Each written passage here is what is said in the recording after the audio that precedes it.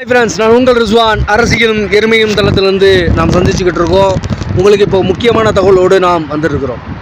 இந்த நாம் தமிழர் கட்சி கிட்டத்தட்ட ஒரு 13-14 ஆண்டுகள் அரசியல் அமைப்பில் தமிழகத்திலே ஒரு புரட்சியை ஏற்படுத்தி இருக்கிறது. அந்த புரட்சி என்ன விளைவுகளை ஏற்படுத்தி கொண்டிருக்கிறது? எப்படி இலங்கையிலே கேப்டன் பிரபாகரன் ஒரு சர்வாதிகாரியாக இருந்து கொண்டு அந்த மக்களிடத்திலே ஒரு தலைவனாக இருந்து கொண்டு இருந்தது போல அமைப்பை கட்டமைத்தாரோ, அந்த நிலையை சீமான் இங்கு உருவாக்க நினைக்கிறாரா? அதுதான் இத்தனை நிர்வாகிகள் விலகுவதற்கு காரணமா? இரண்டாம் கட்ட தலைவர்கள் எத்தனை பேர் அந்த கட்சியை விட்டு விலகி இருக்கிறார்கள் என்று சொன்னால், இதற்கு முன்னாடி அந்த கட்சியின் இரண்டாம் கட்ட தலைவராக மக்களிடத்திலே அறிமுகப்படுத்தப்பட்ட ராஜீவ்காந்தி அவர்கள் நீக்கப்பட்டார். அதே போல கல்யாண சுந்தரம், இருவரும் இரு துருவங்களாக திமுக அதிமுக என்று பிரிந்து சென்றார்கள். ஏன் இவர்கள் பிரிந்து சென்றார்கள் என்று சொன்னால், அந்த கட்சியிலே இரண்டாம் கட்ட தலைவர்கள் வளருவதை சீமான் விரும்பவில்லை. அதுதான் நம்ம சொல்கிறோம், அவர் சர்வாதிகாரியாக மாறுவதற்கு தயாராகி இருக்கிறார். சர்வாதிகாரி என்று சொன்னால் தனது தலைமையின் கீழ் இறங்க வேண்டும் என்பது போல அவர் நினைக்கிறார். தொடர்ந்து இப்பொழுது காளியம்மாள் அந்த கட்சியின் முக்கிய முகமாக கடந்த தேர்தலில் ஒட்டுமொத்த அவர்கள் நிர்வாகிகளிலேயே கிட்டத்தட்ட 1.25 லட்சம் வாக்குகளை பெற்று காளியம்மாள்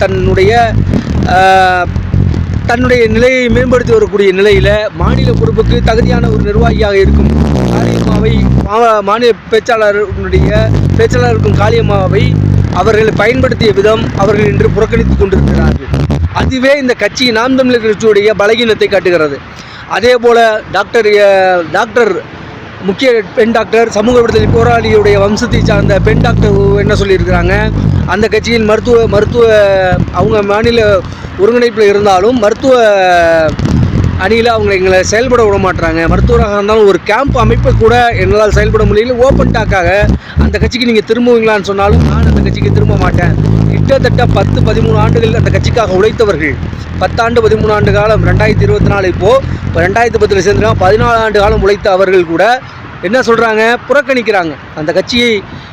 எவ்வளவு அந்த கட்சி நிர்வாகிகள், மேலே இருக்கக்கூடிய நிர்வாகிகள் எந்த செயல்பாடையும் செய்ய விடுறதில்லை நாம் தமிழரை அப்படி என்று ஒரு பெரும் இதை வைக்கிறாங்க, கோரிக்கையை வைக்கிறாங்க. இப்படி ஏகப்பட்ட விஷயங்களை நாம் தமிழில் பார்க்க முடிகிறது.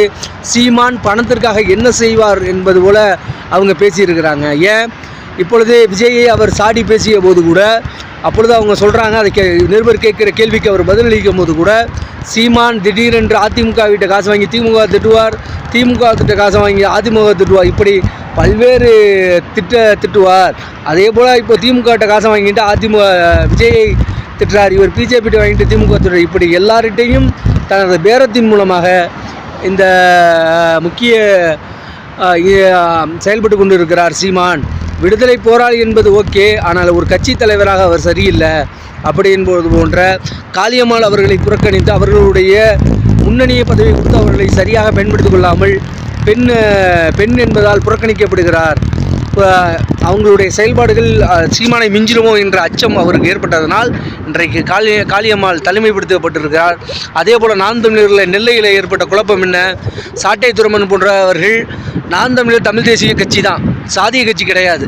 அதை சொல்லி தான் அதனுடைய ஜாதி பாகுபாடு பார்க்க மாட்டோம் அப்படின்னு சொன்னால், நாள் மீட்டிங்கில் நாங்கள் மறவர், நேர்கொண்ட மறவர் என்று பேசுவதும், அதே சமயத்தில் மறுநாள் கட்சி நிர்வாகிகளிடையே சண்டையிட்டு அவங்க ஜாதிய மோதலை ஏற்படுத்துகிறாங்க அப்படிங்கிற மாதிரி கொண்டு வருவதும், நெல்லை நிர்வாகம் இன்று கலைக்கப்பட்டு நாம் தமிழர்களுடைய நெல்லை நிர்வாகிகள் இன்றைக்கு பிளவுபட்டு இருக்கிறாங்க.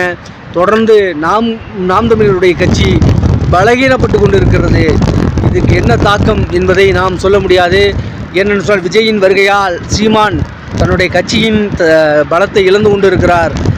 இப்பொழுது நாம் தமிழில் அந்த தொண்டர்களிடையே இருந்த, அந்த தொண்டர்களுக்கு உள் மனதிலே இருந்த பெரும் கவலை போக்கி இருக்கிறது. ஏன் நம்ம திமுகவுக்கு போக முடியாது, அதிமுகவுக்கு போக முடியாது, ஆனால் நாம் தமிழருடைய முக்கிய என்னவென்று சொல்வது என்று சொன்னால், அவர்கள் இப்பொழுது ஒரு தலைமை ஏற்க முடியும். சீமானுக்கு அடுத்து விஜயுடைய தலைமை அவங்களால் ஏற்க முடியும் என்பதனால் நிர்வாகிகள் துணிந்து தன் தலைவனிடத்தை கேள்வி கேட்கிறார்கள் என்று கூட நம்ம பார்க்குறோம். நாம் தமிழர் கட்சியுடைய நிர்வாகிகள் நேரடியாக சீமானை கேட்டிருக்கிறார்கள். கேள்வி கேட்டிருக்கிறார். இப்படி நாம் தமிழர் கட்சியிலே ஏகப்பட்ட குழப்பங்கள் நடந்து கொண்டு இருக்கிறது. இந்த 2026க்குள்ளே நாம் தமிழர் கட்சி ஒரு அங்கீகாரத்தை பெறுமா, ஒரு தேர்தலில் ஒரு எம்எல்ஏ பெறுமா என்றால் கட்சி இருக்குமா என்ற நிலை வந்திருக்கிறது. தொடர்ந்து இது போன்ற நிலை ஏற்பட்டால் சீமான் சுயேட்சையாக தன்னிச்சையாக ஒரு அரசியல் கட்சியை நிகழ்த்திவிட முடியாது. இப்போ திமுகவை எடுத்துக்கொண்டால் திமுகவில் கிட்டத்தட்ட முக்கிய முகங்கள் என்று பார்த்தா துரைமுருகன், ராஜா, கனிமொழி, இப்படி 2ஆம் கட்ட தலைவர்கள் கண்ணுக்கு தெரிகிறாங்க. அதிமுகவை பார்த்தா எடப்பாடி பழனிசாமி, செங்கோட்டையன், ஜெயக்குமார், இப்படி 2ஆம் கட்ட தலைவர். ஆனால் எப்பொழுது பார்த்தாலும் பிரஸ் மீட்டில் ஒரு தலை தெரிகிறது. 2ஆம் கட்ட தலைவர்களை வளர விடுவதில்லை சீமான் என்பது தெரிகிறது. ஏதோ அவருக்கு ஒரு தயக்கம் இருக்குவது போல, கட்சி நிர்வாகத்தில் அவருக்கு ஒரு தயக்கம் இருக்குவது போல தோன்றுகிறது. இப்படி செயல்பட்டு கொண்டிருந்தார் என்று சொன்னால் அவர் நினைப்பது போன்ற நாம் தமிழர் கட்சி மிகவும் பலகீனப்பட்டு நிற்கப் போகிறது என்பதில் எந்த சந்தேகமும் இல்லை. தனி ஒருவரால் ஜெயலலிதா போன்ற மாஸ் கரிஷ்மா உள்ள லீடர்கள் செயல்பட முடியும். எம்ஜிஆர் போன்ற கரிஷ்மா உள்ள மாஸ் லீடர்கள் செயல்பட முடியும். ஆனால் நாம் தமிழர் போன்ற சீமானால் கரிஷ்மா லீடர் இல்லை. சீமான் சாதாரண ஒரு தலைவன் தான். அப்போது தலைவன் சக நிர்வாகிகளோடு பயணித்தால் மட்டுமே, அவன் சக நிர்வாகியை உருவாக்கி கொண்டு பயணித்தால் மட்டுமே பயணிக்க முடியும். நாம் தமிழர் அழிவுக்கு முக்கிய காரணமாக இன்றைக்கு நாம் தமிழர் பிளவுபடுவதற்கு முக்கிய காரணமே தேவைப்படுவோரை பயன்படுத்தி கொண்டு நாம் தமிழர் செயல்பட்டு கொண்டு இருக்கிறது. இப்படி செயல்பட்டால் நாம் தமிழர் என்ற கட்சி தமிழகத்தில் இறந்த இடமே தெரியாமல் அழிந்து போவதற்கு ஒரு வாய்ப்பு இருக்கிறது என்று சொல்லி அரசியல் எருமையிலும் அடுத்தடுத்து அரசியல் வீடியோக்களில் உங்களை சந்திக்கிறோம்.